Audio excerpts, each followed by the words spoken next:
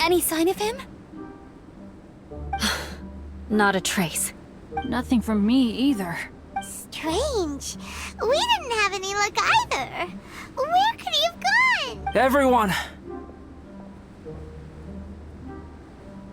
Ah! Albedo! Are you okay? Nothing serious. Okay, everyone accounted for. Guys, I think it's gotta be because of me. The avalanche only happened because I'm here. I guess flipping a treasure hoarder insignia isn't gonna change my luck after all. No wonder no one wants to go adventuring with me. I'm so sorry. Don't say that.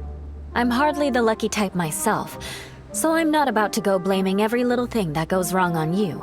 Exactly. Besides, Dragonspine is a dangerous place. Avalanches literally come with the territory. Bad luck has nothing to do with it, okay? Traveler, what's wrong? Your face looks... Oh no, did you get hit on the head? Here. Everyone, the incident is behind us now. We should keep moving. Why do I feel that Dragonspine has become more dangerous than it used to be? I hope it's just my imagination. Our top priority now is to get off the mountain and regroup with the adventurers. Whatever further dangers this mountain has to throw at us, we must face them together. Agreed. Guys, keep your eyes peeled and watch your step. Careful does it.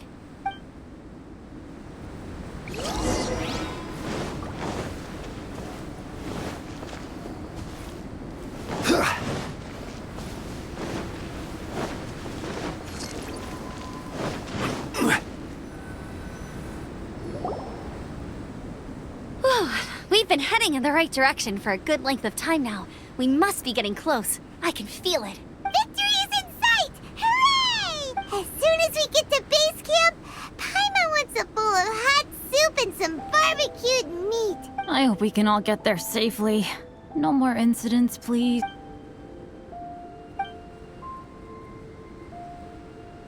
Hey, what's on your mind? You seem a little distracted. Something's up, isn't it? Are you hungry? Cold? Shall Paimon hug your head to warm you up? I don't think I've spent so much time on Dragonspine before. It sure is cold, but the view is amazing. Isn't it, Eula? Eula? Sorry, I wasn't listening. What did you say? I was just thinking, whenever I've met up with you at Dragonspine in the past, we always stick to the same few spots. It's much more vast and beautiful here than I realized. If it were a little warmer and a little safer, I bet this place would be bustling with visitors. I agree. People are put off by the cold and have an aversion to danger. They don't realize that there's much to explore beneath the icy exterior, if you were willing to spend the time and energy. Albedo, is this the way down? Yes. I think there are several routes in this area. Does the path fork off here? It looks like it does. But maybe it doesn't. My head's still a little fuzzy from the impact. I'm kinda dizzy too. I keep thinking things are swaying a little. Maybe I'm just hungry. Either path will work for us. The smaller trail is less worn and harder to see, but it's also shorter. Since everyone is weary, I suggest we take the shortcut. Follow me.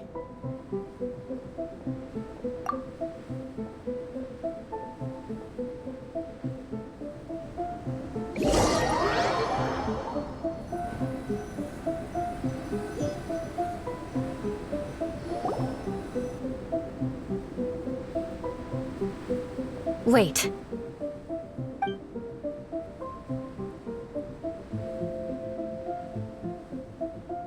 Bennett and Amber don't look well.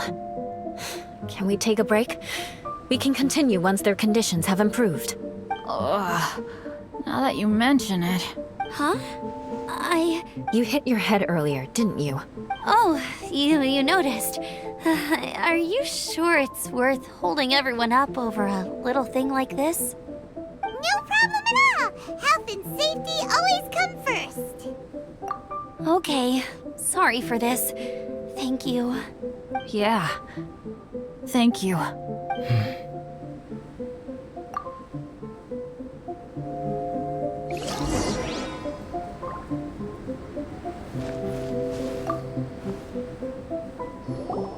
Drinking some water can help with the dizziness. Oh, and lying flat on your back helps too. Thank you, Bennett. Seems like you really know your stuff. Well, when life gives you lemons. Bennett, weren't you feeling dizzy too? Stop pushing yourselves, both of you.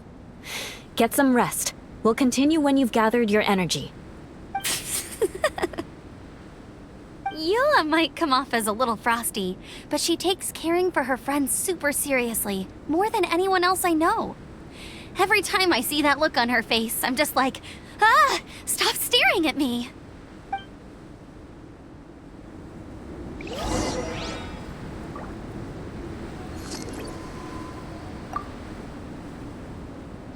Traveler, I know what that look means. What's on your mind? Maybe seasoned veterans have an instinct for it. I sense it too. Something seems to have changed, but I can't confirm for sure. It could be... It might be imprudent to speculate out loud. But I believe you know what I am referring to.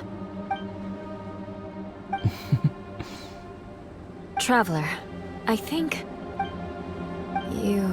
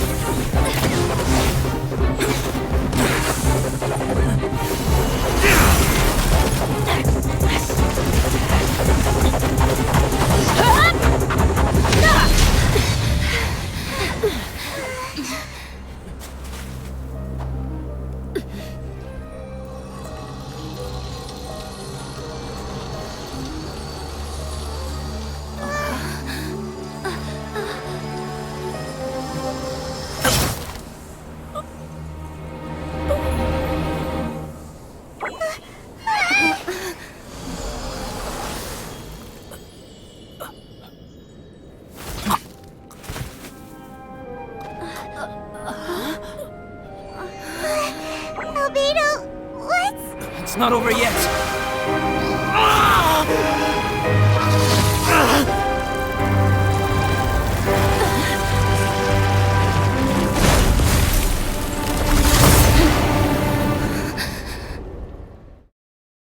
Brace yourselves. This'll be a challenge. Stay back! I'm going to cut this weed down to size!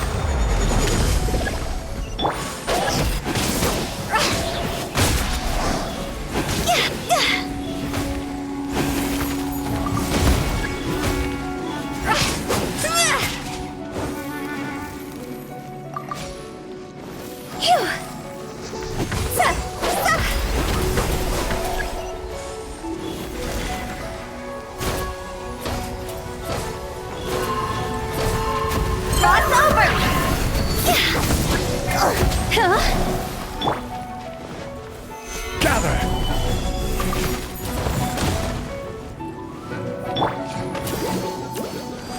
Let the show begin. Oh, hi.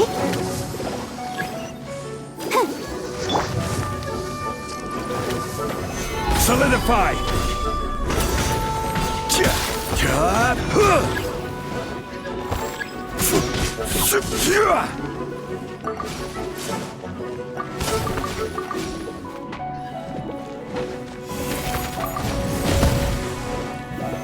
Gather!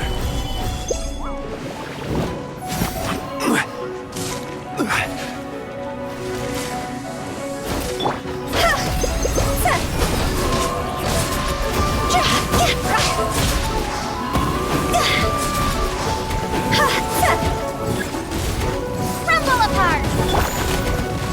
Stabilize!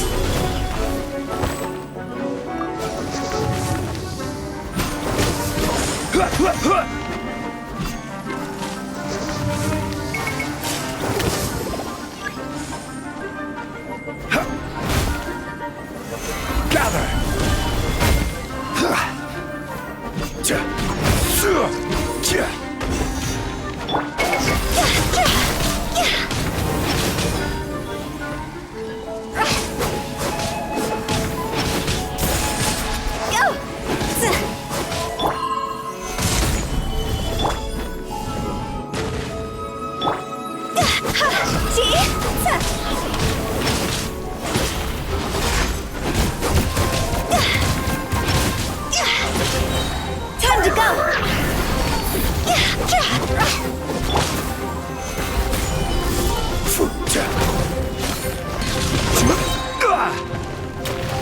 I will have order.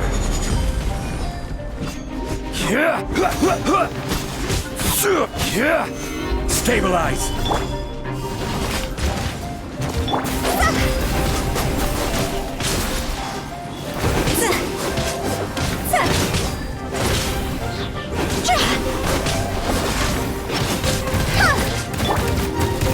Stabilize.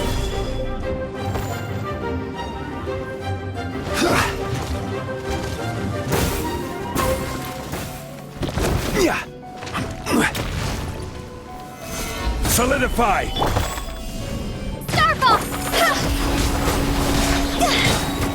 Higher, higher, dance on fire! Huh?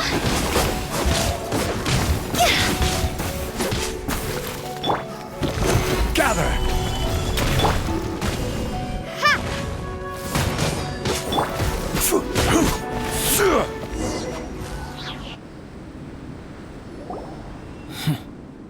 What in the world was that thing?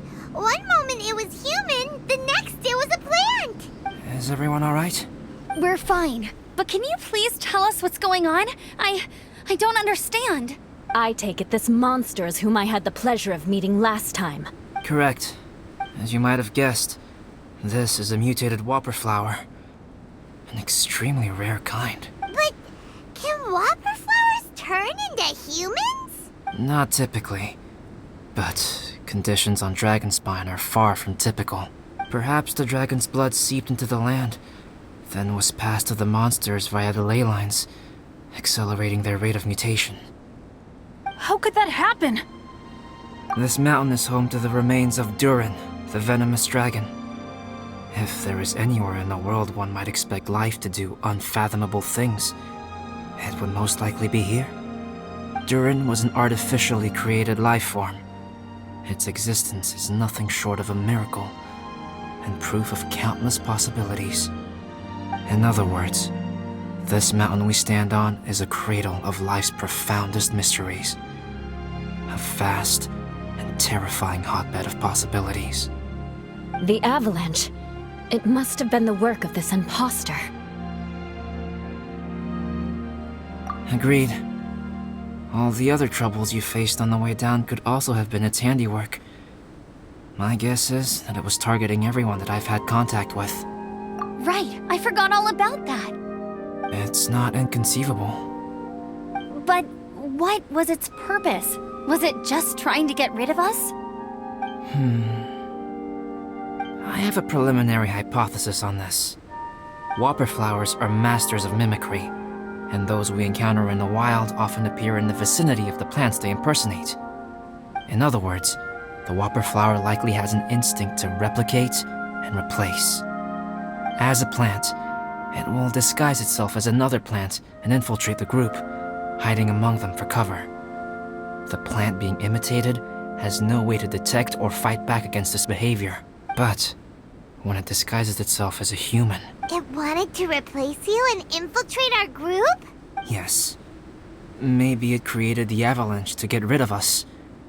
I predicted this eventuality, so I availed myself of the avalanche to hide and lure it out. It was watching us the whole time. And when it saw that I had disappeared, its instinct was to take my place. At that point, its disguise was complete, and its next move was to hunt its prey. Yes, that's exactly how whopper flowers operate.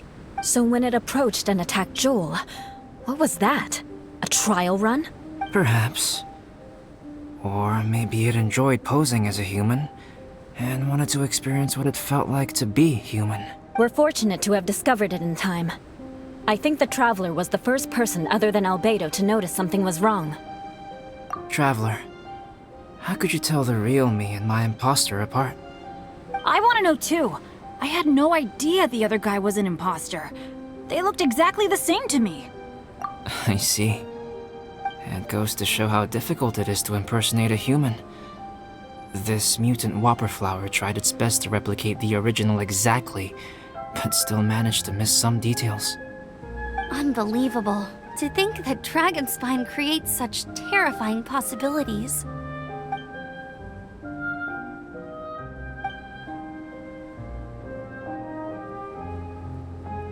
Anyway, at least we won in the end. It looks like my method did work after all.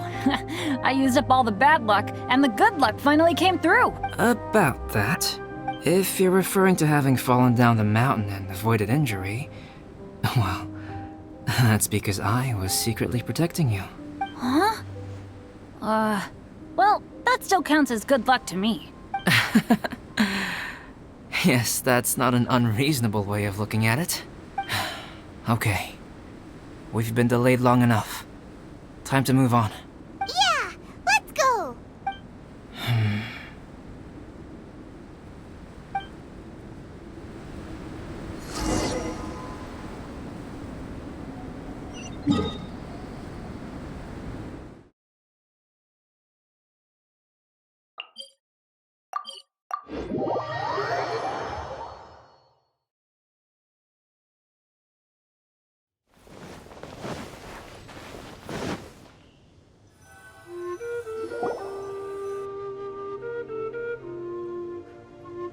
Woohoo! I'm back! Cyrus doesn't seem to be here. He must have headed up the mountain. Let's wait for him here. Amber, are you feeling better? Yep, all good now. Nothing to worry about. I don't know what I'd do without you guys. If not for you, I'd probably still be locked up in that cage. I really want to thank you all properly, but I can't think how at the moment. Huh? You must be pretty used to being on the receiving end of people's kindness by now, though, surely. You probably need it often enough given your situation. Come on, don't put it like that. Sure, plenty of people have shown me kindness before, but that doesn't mean I will ever take it for granted. No matter how many times people help me out in life, I will never forget any of them. Well, instead of repaying those who helped you, perhaps you could help others yourself. Everyone meets others in need from time to time. By choosing to be there for them, you're passing the kindness you received on to others. Yup, you're right. That's what I've always tried to do, and will always continue to do. Right. And when Cyrus gets back, I'll find some way to help him out too. This has been quite an eventful day. Yeah, it has. It's really hit me how tired I am now that I've started to relax. I need to rest. Everyone, please excuse me for a while. Yeah, I need to get some water and maybe a piece of fruit. Once I'm rested up, I need to get back to being an instructor again. Well, it looks like the curse of the mountaineers who couldn't get off the mountain is finally broken. Feels like an action-packed chapter has come to a close. Shall we find somewhere to rest and chat too? Why not? Then please, come with me. You sensed something too, didn't you? Then let's go. Huh? Are you going back to your camp again? Paimon thought maybe we could talk here. Okay. Might as well come with you. Good. Shall we set off right away?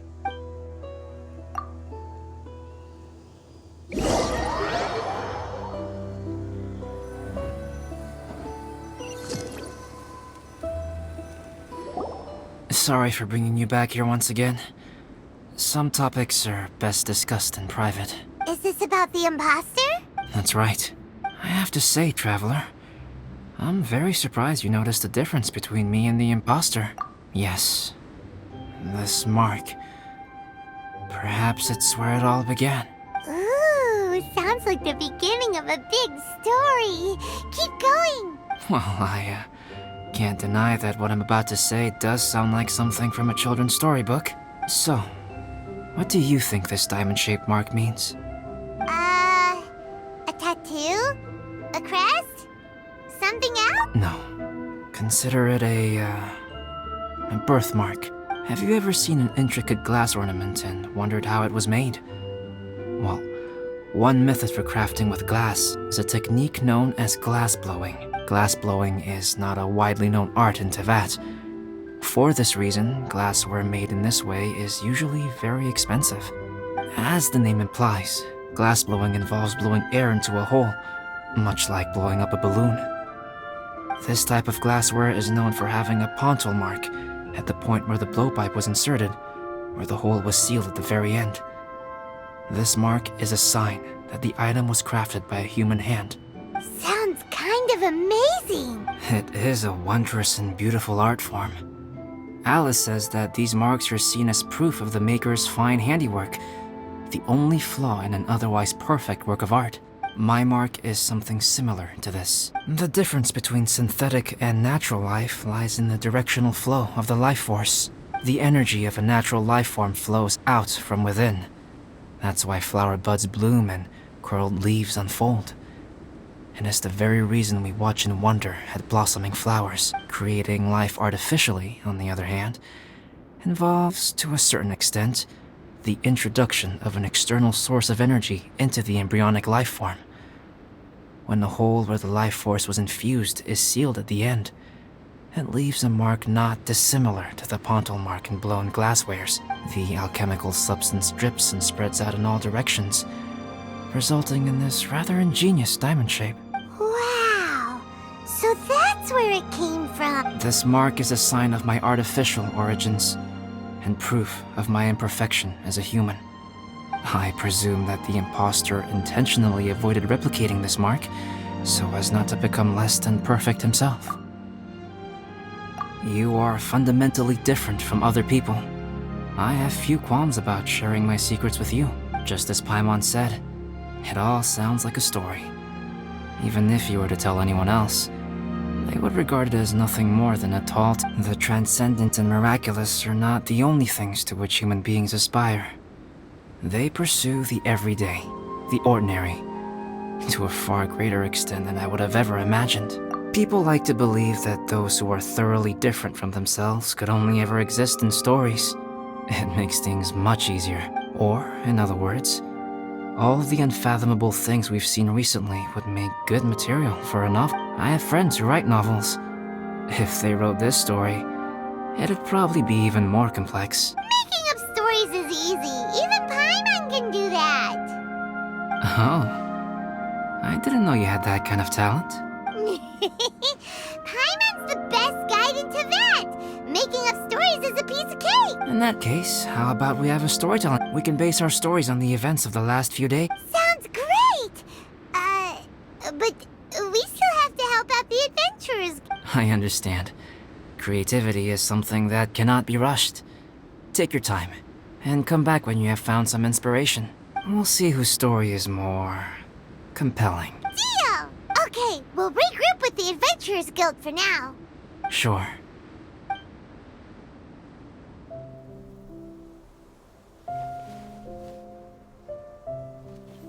My story. Yes, I should have known.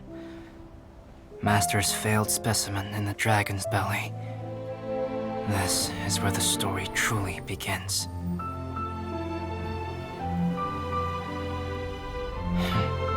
If we switched places, if you were the survivor, then as the abandoned experiment, the failure of the primordial human project, I'd want to replace you too.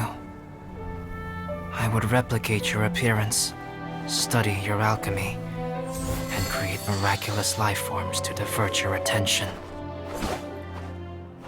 I would wait for the right moment, then dispose of you in the Traveler, the sole person to have known your secret. And then, I could finally experience the joy of being brought into the world.